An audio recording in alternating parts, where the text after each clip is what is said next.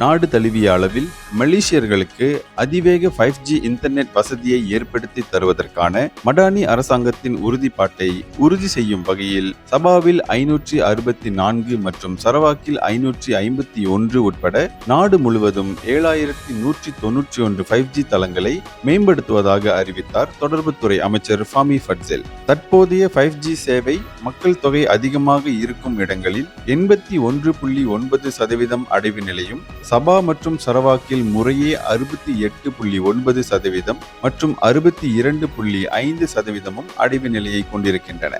சபா Kota கினபாலுவில் நடைபெற்ற 2024 மலேசிய தின கொண்டாட்டத்தில் உரையாற்றிய ஃபாமி கூறுகையில், அரசாங்கம் மக்களின் நலனுக்காகவும் நாட்டு மக்களிடையே ஒற்றுமையை வளர்ப்பதற்காகவும் தொடர்புத் துறையை மேம்படுத்துவதற்கு அயராது உழைத்து வருகிறது என்று அவர் தெரிவித்தார்.